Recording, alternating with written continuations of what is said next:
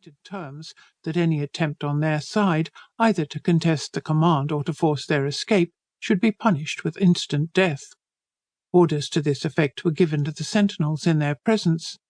Happily, however, for all parties, there occurred not any instance in which there was occasion to have recourse to so desperate a measure, the behaviour of the convicts being in general humble, submissive, and regular.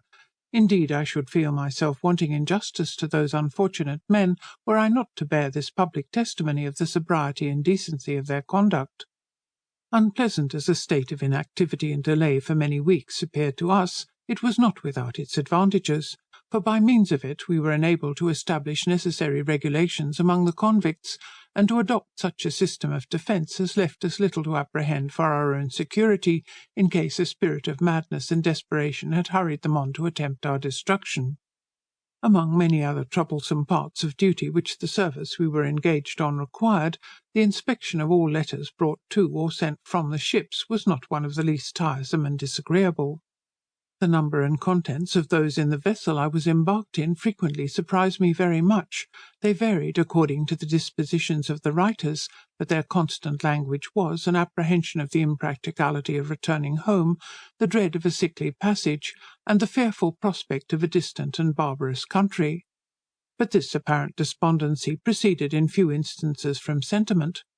With too many it was, doubtless, an artifice to awaken compassion and call forth relief, the correspondence invariably ending in a petition for money and tobacco. Perhaps a want of the latter, which is considered a great luxury by its admirers among the lower classes of life, might be the more severely felt, from their being debarred in all cases whatever, sickness excepted, the use of spirituous liquors. It may be thought proper for me to mention that during our stay at the Mother Bank, the soldiers and convicts were indiscriminately served with fresh beef. The former, in addition, had the usual quantity of beer allowed in the Navy, and were at what is called full allowance for all species of provisions, the latter at 2/3 only. End of Chapter 1. A narrative of the expedition to Botany-Bay by Watkin Tench. Chapter 2. From the departure to the arrival of the fleet at Teneriffe.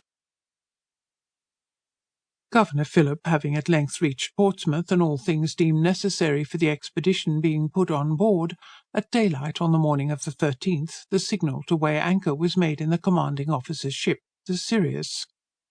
Before 6 o'clock the whole fleet were under sail, and the weather being fine and wind easterly, proceeded through the Needles with a fresh leading breeze.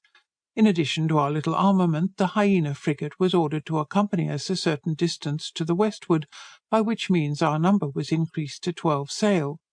His Majesty's ships Sirius, Hyena, and Supply, 3 victuallers with 2 years' stores and provisions on board for the settlement, and 6 transports with troops and convicts.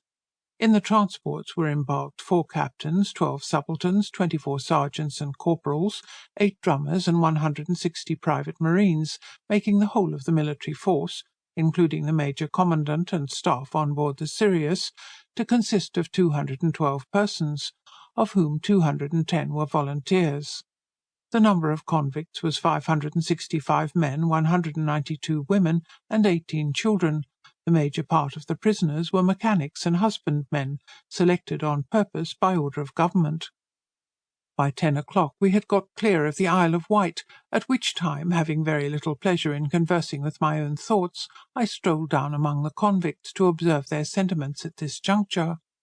A very few excepted, their countenances indicated a high degree of satisfaction, though in some the pang of being severed, perhaps for ever, from their native land, could not be wholly suppressed. In general, marks of distress were more perceptible among the men than the women, for I recollect to have seen but one of those affected on the occasion. Some natural tears she dropped, but wiped them soon. After this, the accent of sorrow was no longer heard. More genial skies and change of scene banished repining and discontent, and introduced in their stead cheerfulness and acquiescence in a lot now not to be altered. To add to the good disposition which was beginning to manifest itself, on the morning of the 20th, in consequence of some favourable representations made by the officers commanding detachments, they were hailed and told from the Sirius that in those cases where they judged it proper, they were at liberty to release the convicts from the fetters in which they